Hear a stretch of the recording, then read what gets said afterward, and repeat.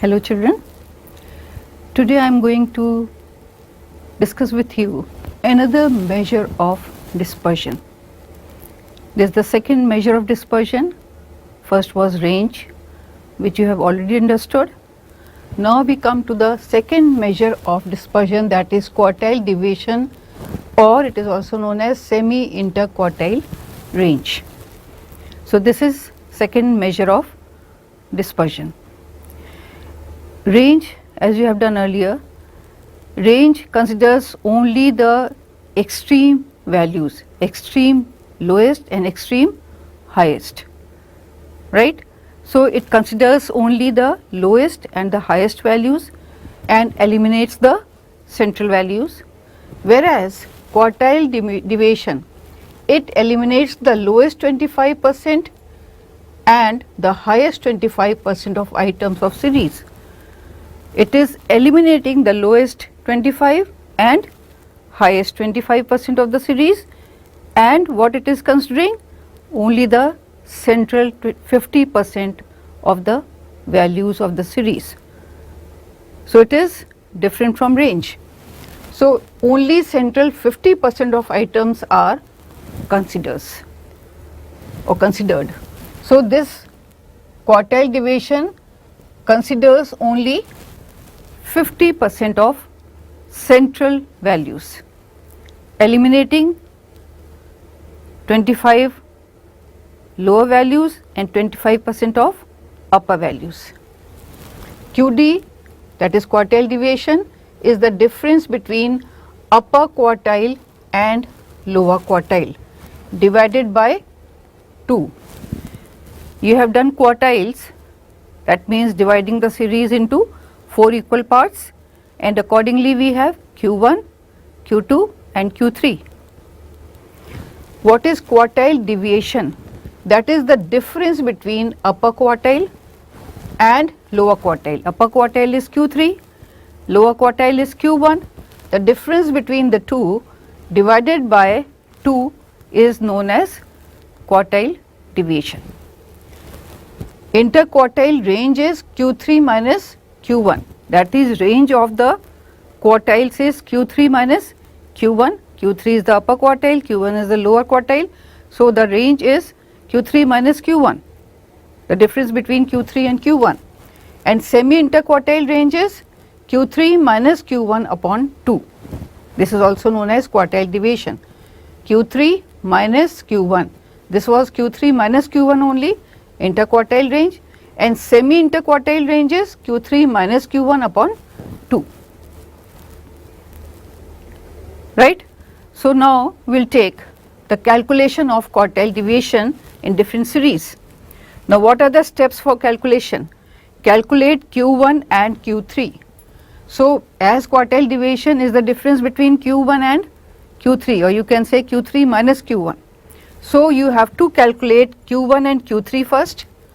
For calculating quartile deviation, find out the value of Q1 and Q3. This you know because you have done it in the previous chapter also.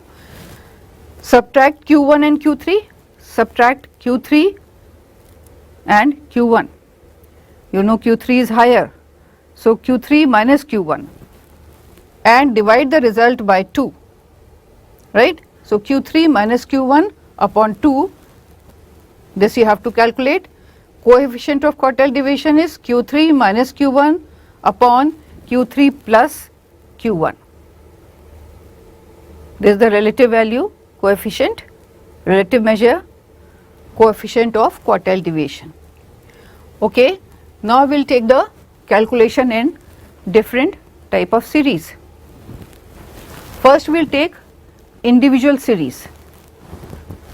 Marks are given like this. These are individual items. How do we solve Q1 and Q3?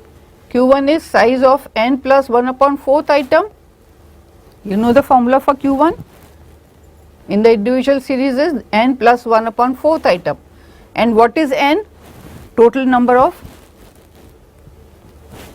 items given over here.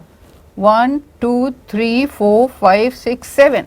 So n here is 7, 7 plus 1 upon 4th item, that is second item.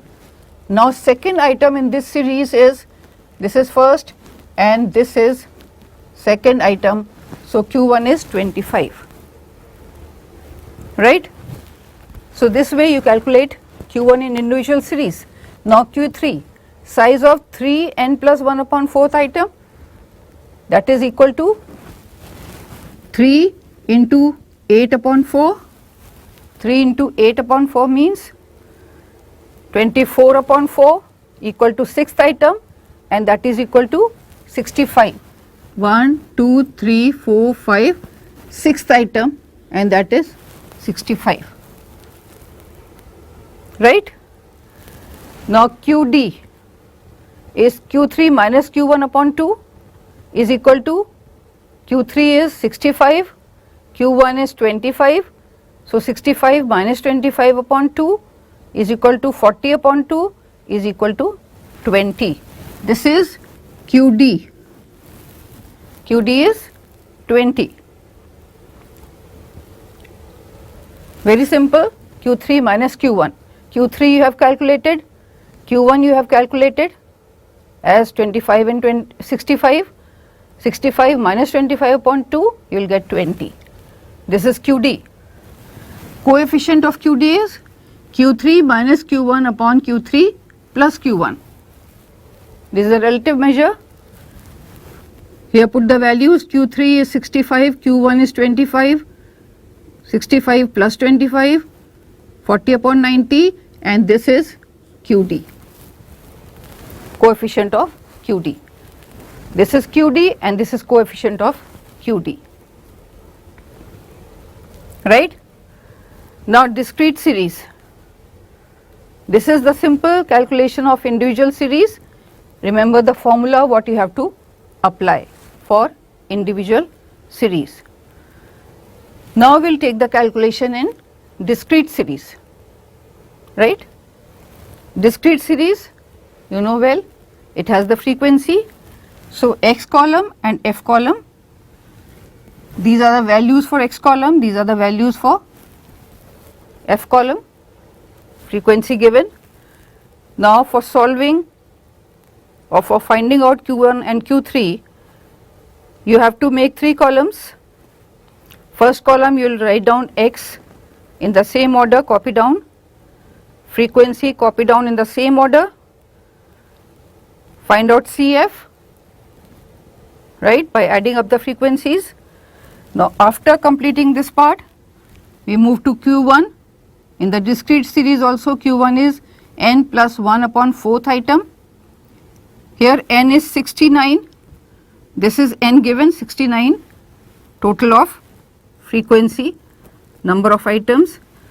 So 69 plus 1 upon 4, that is 70 upon 4 is equal to 17.5th item. Now 17.5 is not Q1, it is 17.5th item. Now where is 17.5th item? It is here. This is 20. Inside this figure we have 17.5th item value, and in front of this, this is Q1, right. Similarly Q3, 3 n plus 1 upon 4th item, 3 into 70 upon 4th item, 210 upon 4, 52.5th item. Now 52.5th item in this series is here, right, and in front of this we have this as Q3. Clear? So Q1 and Q3 you are going to calculate in this manner. After calculation, calculate QD. QD is Q3 minus Q1 upon 2. Q3 you have got 53, Q1 is 35, put the values, divided by 2, 18 upon 2, and QD is 9. So simple, very simple to calculate. Enough practice you have done in the case of quartiles, you know how to calculate quartiles.